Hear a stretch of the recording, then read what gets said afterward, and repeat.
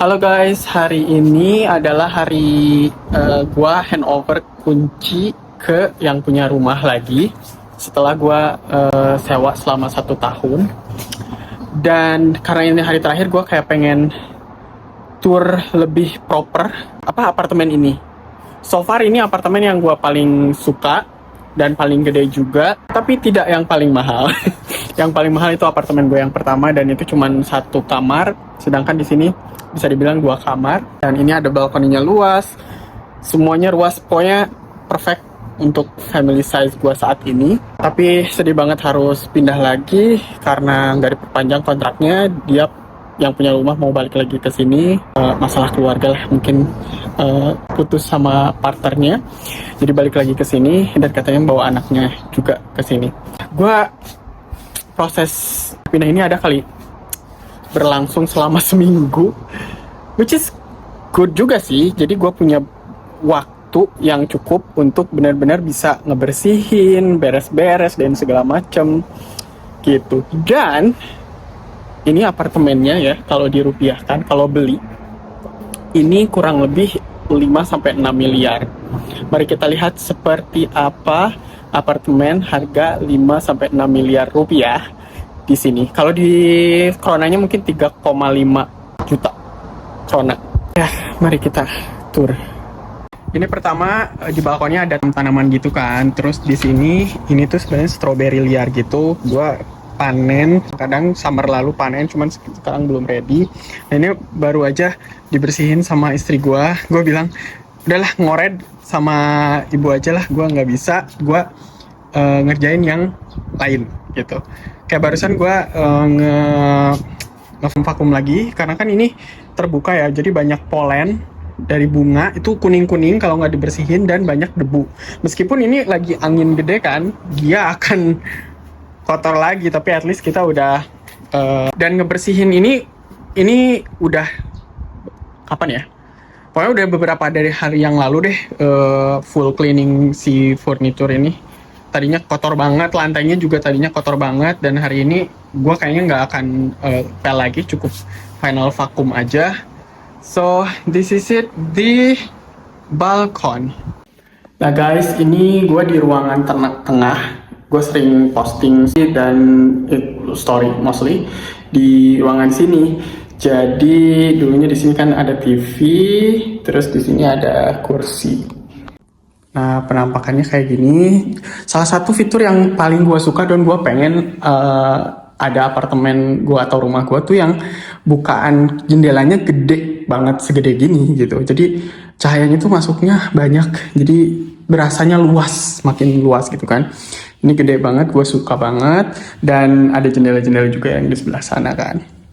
Terus ini heater, di sini waktu itu gue simpen piano. Di sini ada sofa bed gue yang bentuknya agak L gitu.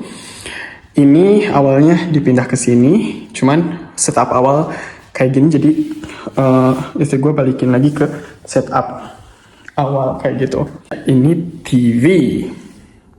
Nah terus ini sebelumnya disimpan di sini kalau gue, soalnya nggak disimpan di tengah ya, karena anak-anak kesana kemari, jadi kayak menghalangi mereka. Dan ini dining table dari yang punya rumah, termasuk semua furniture yang ada di sini yang punya rumah, jadi kayak half furnished gitu. Jadi gue pindah ke sini nggak yang totally kosongan gitu. Ini punya gue sih, tapi kayaknya gue tempelin dulu deh. Kecuali kalau di komen sama landlordnya, but ini gampang dicopotnya. Nah, gue cuman harus beli dining chair atau kursi untuk di sini. Gue udah punya, ada 4. Ya, di sini ada heater lagi sebelah sana untuk penghangat gitu kalau musim dingin ya. Ini juga ada heater lagi, dan ada jendela kecil bisa disimpan di sini. Nah, gue nyalain lampu dulu ya di dapur biar caang. Nah, ini kita masuk dapurnya. Di bagian pertama ini ada 2 kulkas di kiri dan kanan. Ini sebenarnya nggak berfungsi, maksudnya nggak dingin, jadi kita nyimpen storage makanan aja kita pakainya. Terus ini adalah kulkas yang berfungsi, lumayan gede, ukurannya pas. Ini dishwasher, terus sinknya ini buat buang-buang sampah. Ini sebenarnya bocor ini. Gue akan bilang ke landlord itu bocor. Terus ini tempat nyimpen barang, ada banyak banget. Ini nggak keisi semua sama kita karena ini gede banget, banyak banget, dan barang kita nggak terlalu banyak kan sebenarnya. Jadi cukup banget sih. Terus kabinet-kabinet di bawah juga ini kece tuh. Jadi ini tuh sebenarnya rumah lama ya, kayaknya dibangunnya entah 60 apa 70-an gitu. Jadi kelihatan banget furniturnya agak jadul, terus elektroniknya juga agak jadul. Termasuk ini nih, ini tuh ini kayak gini ya. Gue nggak tahu sih kalau ini kayak gitu. Ini lumayan agak jadul dan ini desain zaman dulu yang nggak child friendly. Anak gue yang bayi bisa mainin ini. Like, what do you mean desain stove-nya kayak gini? Harusnya yang terbaru itu semua kontrolnya di sini. Dan kita merusak ini, guys. Let's see apa yang akan landlord katakan. Dan terutama bagian yang stove ini dibersihin sama cleaner profesional yang mana menurut gue nggak terlalu profesional, tapi ini kebantu banget ngebersihin ini karena banyak banget minyak, grease, dan wah kotor banget deh. Dan sekarang jadi lumayan kinclong, tapi dia merusak ini, si cleanernya merusak handle ininya. Ya ini masih another storage.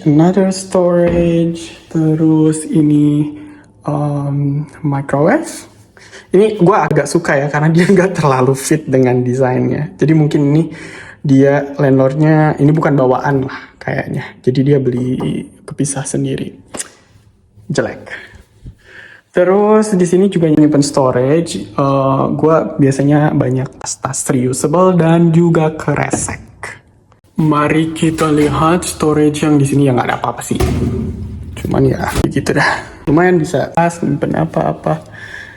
Itu sih kalau di dapur jadul tapi it's okay. It works for us. Nggak estetik. Bukan dapur yang paling estetik, bukan dapur yang paling modern atau baru, tapi gue tetap suka tempat ini karena works. Terus salah satu fitur yang gue suka juga di rumah ini, bukan fitur sih, lebih ke kayak aksen, adalah aksen rounded ini. Gue suka banget di foto di sini kalau ngomong foto anak-anak dari sebelah sana ke sini tuh, cakep. Dan ada dua gitu. Gue kayak pengen kalau ada rumah atau apartemen gue next dimanapun di Indonesia atau di sini, gue pengen ada yang kayak gitunya. Sekarang juga kayaknya lagi tren lagi ya. Meskipun dari dulu sebenarnya kita punya yang kayak gitu di masjid misalnya. Cakep kan si curve ini. Oke, mari kita ke ruangan yang lain guys. Next yang bisa gue tunjukin adalah kamar mandinya. Sebentar ya. Oke, kamar mandinya standar sih sebenarnya. Not standar banget karena ada ini agak jarang ya sebenarnya kalau di apartemen yang baru karena ini termasuknya mewah gitu kan. Dan ada meskipun jadul tetap works. Kalau shower ya just shower. Terus di sini ada buat ngeringin handuk. Jadi kalau udah mandi simpen di situ, handuknya bisa lebih cepat kering. Terus ini kabinet, just kabinet. Terus ini sebenarnya gue nggak pernah pakai karena kata landlord ya dia nggak pernah pakai juga, dan ada ruang laundry juga di luar. Jadi di ruang laundry itu lebih bagus. Anyway, jadi gue nggak pernah pakai ini. Terus ini storage lagi dan juga cucian masuk di sini. Bakalan kangen sama bathtubnya. Gue belum pernah nyobain anyway, tapi anak-anak sering cobain dan itu yang bakalan dirindukan oleh anak-anak dari apartemen ini. Di bawah juga ada storage lagi. Anyway, si cleaner itu ngerusakin ini. Tai banget gak sih? Awalnya gak kayak gitu, demi Allah. Dia ngerusakin dasar. Terus ini di hall yang mau ke pintu keluar ada kaca juga. Ada kaca kayak gini. Dan mejanya punya landlord juga. Nah, terus di hall ini ada lemari lumayan besar. Di sini ada buat storage kebersihan gitu dan juga ada buat baju-baju. Nah, sebenarnya kalau lemari jujur li nggak cukup kalau buat kita. Berarti ya. Ruangan selanjutnya adalah master bedroom. Nah ini landlord gue pinjemin kasur kecil buat di kamar yang satunya lagi sebenarnya buat anak, buat Umara. Kita sempat pasang, Umara sempat pakai juga. Cuman bertahan beberapa minggu terus dia pengen pindah lagi tidur sama kita. Jadi agak-agak kurang bermanfaat ya. Terus di sini ada jendela keluar, of course. Terus itu ke tempat cuci, ada heater lagi, dan ini adalah ada TV-nya guys. Jadi gue selama nginep di sini di sini gue pakai Chromecast dan di sana itu pakai Android TV TCL atau TLC, murah tapi bagus. Gue rekomendasi banget sih TLC itu. Yes, itu deh. Ini sebenarnya pas setupnya gue terakhir itu di sini kan bed sama bed frame, di bawah ada kasur lagi untuk anak-anak gitu. Jadi kadang kita di splitnya itu tidurnya di sini dan di ruang tengah karena kita punya sofa bed. Master bedroomnya, it's okay right? Ini adalah kamar yang satunya lagi. Sebenarnya ini kan dipakai buat kamar anak itu kan, gue pasang kasurnya juga, tapi mostly gue pakai untuk ruangan kerja juga. Ruangan kerja, meja gue di sana. Terus di sini kasur, di sini ada kaca lagi kecil. Terus ada lemari. Nah kan lemarinya ibaratnya cuma ada 2 space gitu kan, dan ya nggak cukup gitu loh. Jadi kita ada tambahan yang kecil beli itu, meskipun ada tambahan kecil juga yang nggak cukup juga. Karena tuh banyak ini kan baju-baju winter itu pada gede-gede kan, kayak misalnya sweater yang knit gitu kan, itu kan gede-gede, jadi lumayan menghabiskan space juga. Ini adalah ruangan terakhir yang mau gue tunjukin, dan gue suka banget karena nggak semua di apartemen yang baru dan modern itu mereka ngasih ruangan yang kecil kayak gini. Apa sih mereka sebutnya ini garderobe gitu, kayak walk-in closet atau gudang gitu ya. Dan gue suka sih. Di sini beberapa jaket winter disimpan di sini. Terus ya koper gue simpan di sini. Terus alat-alat yang mainan anak yang beberapa yang jarang kepake gitu gue simpen sini. Di sini juga udah full banget, jadi emang kehidupan memang harus selalu dirapih-rapihin ya. Gitu guys, what do you think about this apartment?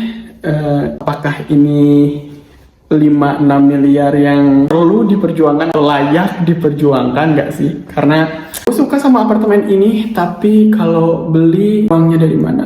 DP-nya bisa 500 juta sendiri. Sebenarnya gue pengen sih, cuman gue harus nunggu beberapa tahun dulu mungkin ya untuk ngumpulin DP-nya, dan juga nunggu istri gue kerja, karena gue nggak bisa apply sendiri untuk rumah semahal ini karena dia butuh 2 orang sebagai co-applicants gitu. Jadi harus ada 2 orang yang kerja sehingga mereka approve gitu. Meskipun gua high income misalnya, amin alhamdulillah, itu tetap gak bisa ke approve gitu kalau buat yang gede. Paling kalau gua sendiri itu mungkin di approve-nya untuk rumah yang 1 jutaan gitu mungkin mereka approve, tapi kalau untuk yang sampai 3 juta gitu mereka harus 2 orang yang kerja. Meskipun misalnya yang kerja co-applicant itu gajinya nggak terlalu gede juga nggak apa-apa, yang penting ada tetap 2 orang aja gitu yang sebagai co-applicant. Orang-orang tuh pada akhirnya memang beli karena di sini tuh sewa tuh agak tricky ya. Pertama ada istilahnya first hand sama second hand. First hand itu kita sewa ke landlord perusahaan gitu, misalnya perusahaan atau asosiasi yang punya gedung. Kalau kita nyewa ke mereka itu bisa panjang, lebih dari 1 tahun monggo, sampai lu bosen di situ monggo, dan lebih murah. Nah, ada yang second hand, itu kita nyewa ke orang yang nyewa ke first hand. Ngerti gak sih? Nah itu lebih mahal dan biasanya cuma boleh 1 tahun. Gua itu kebanyakan di second hand of course. Karena di first hand itu mereka ada sistem antri yang kita butuh ngantri beberapa tahun dulu sampai akhirnya kita punya poin yang cukup untuk bisa mereka approve. Jadi meskipun kita mampu gitu ya untuk bayar si first hand itu, kalau nilai antrian kita belum cukup, mereka nggak akan ngasih ke kita untuk first hand itu. Jadi banyak yang imigran baru itu kalau ada duitnya udahlah langsung beli aja gitu, jadi nggak usah nunggu ngantri dan biaya bulanan juga jadi mirip antara sewa dan beli gitu. Jadi pada akhirnya mereka pada beli juga gitu. Gua let's see ya guys. Gue udah 3 kali pindah dalam 2,5 tahun ini. Sempat kepikiran oke, kita kayaknya go ahead untuk beli, tapi terhalangi oleh koaplikan itu kan. Tapi akhirnya semua dijalani deh. First hand kita ngantri juga, kalau beli juga ayo kita usahakan supaya koaplikan bisa eligible. Tapi it will take time. Jadi untuk sementara ini gue akan bertahan dengan second hand dulu, dan first hand mungkin akan yang first hand new production biasanya itu kurang, gak terlalu kompetitif, artinya orang pada nggak mau kan, jadi yang daftar tuh sedikit ya mahal, itu bisa 16.000 itu berapa sih, kayak 30 juta mungkin gitu guys turnya. Thank you for watching, jangan lupa like, share, subscribe, dan Heido di video selanjutnya. Bye!